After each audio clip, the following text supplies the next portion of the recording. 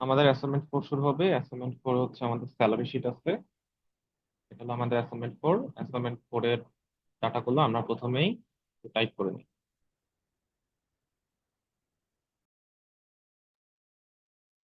তো এটা হলো আমাদের ডাটা, আমরা ডাটাটাকে টাইপ করছি। একই রকম এটাকে বর্ডার দিয়ে দেই, বড় করলাম। প্রথম কথা হচ্ছে হাউস রেন্ট। হাউস রেন্ট হবে হচ্ছে যাদের বেসিক 16,000 টাকার বেশি, টাকা পাতার বেশি, তাদের বেসিকের 30%, আর 16,000 টাকার কম হইলে 16,000 টাকার বেশি, 16,000 টাকা বা তার বেশি হলে তাদের বেসিকের 30%, আর 16,000 টাকার কম হলে বেসিকের 40%। এটা হলো হাউস রেন্টের সূত্র। এখানে আমাদের একটা ইফ ব্যবহার করতে হবে। ইফ এর ব্যবহার আপনারা অলরেডি জানেন, লিখছেন। একটা প্রথমে ইফ ইফ লজিক্যাল টেস্টের মধ্যে দেখতে হবে তার বেসিক এটা গ্রেটার দেন ইকুয়াল টু 16,000 টাকা কিনা। যদি হয় তাহলে তার হাউস রেন্ট হবে হচ্ছে তার বেসিক ইন্টু 30%। এটা হলো ভ্যালু প্রপার শেষ, কমা। আর যদি না হয় তাহলে কত হবে? Basic to 40%। এই হলো হাউস রেন্টের সূত্র। একদম সিম্পল, ইফ ব্যবহার করে একদম সিম্পল একটা সূত্র। যদি 16,000 টাকার বেশি হয় তাহলে বেসিক কিন্তু 30%, এটা কাজ করবে। আর যদি এই কন্ডিশনটা ট্রু না হয়, কন্ডিশনটা যদি ট্রু না হয় তাহলে এটা কাজ করবে। আর কন্ডিশন ট্রু, আর এই কন্ডিশনটা যদি ট্রু হয় তাহলে এতটুকু কাজ করবে।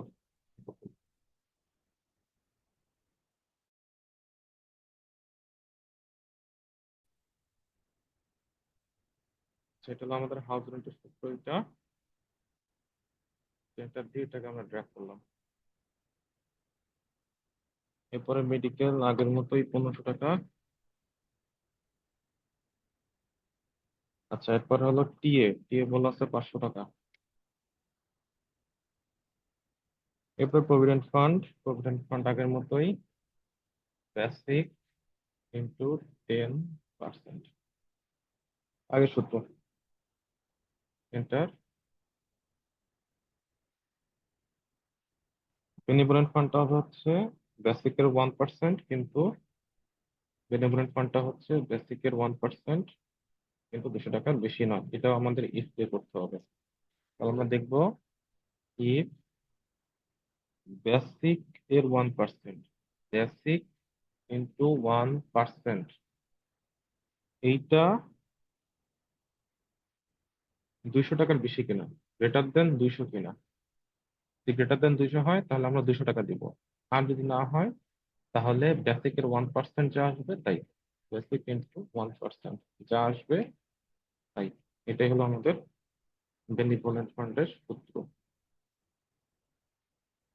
তারপরে আমরা এটাকে ড্র্যাগ করে দিলাম। 200 টাকার বেশি কারোরই আসবে না। যদি কারো 200 টাকার কম হয় তাহলে যা আসবে তাই, কিন্তু 200 টাকার বেশি কারোরই আসবে না। আচ্ছা, এরপরে হচ্ছে আমাদের নেট পে। নেট পে আগের মতোই, ওই যে বলছিলাম যা যা আছে আহ সবকিছু যোগ হবে। এখানে একটু ব্যতিক্রম আছে, সেটা হচ্ছে এখানে দেখবেন কোয়ার্টার নামে একটা কলাম আছে, এখানে ওয়াই আর এন আছে। তো ওয়াই মানে হচ্ছে তিনি কোয়ার্টারে থাকেন, এন মানে হচ্ছে কোয়ার্টারে থাকেন না। তো সরকারি কোয়ার্টারে যারা থাকেন তাদের কিন্তু হাউস রেন্ট দেওয়া হয় না। আর যারা কোয়ার্টারে থাকেন না তাদের স্যালারির সাথে হাউস রেন্টটা যোগ হয়। তো এই কাজটা আপনাদের করতে হবে। কি করতে হবে তাহলে? হাউস রেন্ট কারো যোগ হবে, স্যালারির সাথে কারো যোগ হবে না। এটা হলো এখানের কাজ, একটু ব্যতিক্রম। আর বেনিভোলেন্ট ফান্ড মানে যত ফান্ড আছে সব ফান্ড টোটাল স্যালারি থেকে বিয়োগ যাবে। এটা আগের সূত্রই, আগের অ্যাসাইনমেন্ট থেকে শিখতেন। কিন্তু এখানে ব্যতিক্রম হচ্ছে হাউস রেন্টটা যোগ হবে কি হবে না সেটা বের করা। হাউস রেন্ট যোগ হবে কিনা ডিপেন্ড করতেছে তিনি কোয়ার্টারে আছেন কি নাই। যদি কোয়ার্টারে থাকেন তাহলে হাউস রেন্ট যোগ হবে না স্যালারির সাথে। আর যদি কোয়ার্টারে না থাকেন তাহলে হাউস রেন্টটা স্যালারির সাথে যুক্ত হবে। তাহলে এখানে আমাদের একটা ইফ লাগবে। বাকি দেখবো ইফ এই কোয়ার্টার ইকুয়াল এন কিনা। এন মানে কি? নো। নো মানে তিনি কোয়ার্টারে থাকেন না। যদি কোয়ার্টারে না থাকেন তাহলে তার কি হবে? স্যালারি, স্যালারির সাথে হাউস রেন্ট যোগ হবে। বেসিক যোগ হাউস রেন্ট যোগ মেডিকেল যোগ টিএ। এখান থেকে বাদ যাবে কি? Provident fund. Minus provident fund, আর কি বাদ যাবে? Minus benefit fund.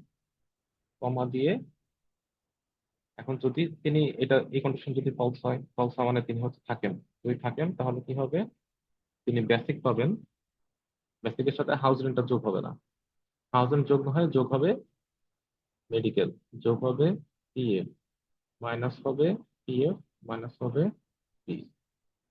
এই হলো অবস্থা, এই হলো আমাদের নেট পে সূত্র। তা আপনি এন্টার দিবেন, এন্টার দিয়ে এই জিনিসটা আপনার থাকলো। ঠিক আছে, তাহলে আমাদের টোটাল অ্যাসাইনমেন্টটা শেষ হইলো। আমরা হচ্ছে আবার সূত্রগুলো একটু দেখি। থাউজেন্ডের সূত্র এটা, মেডিকেল শুধু টাইপ করছি, এটাও শুধু টাইপ করা, প্রভিডেন্ট ফান্ডটা হচ্ছে 10%, এইটা বেনিভোলেন্ট ফান্ডের সূত্র হচ্ছে এটা,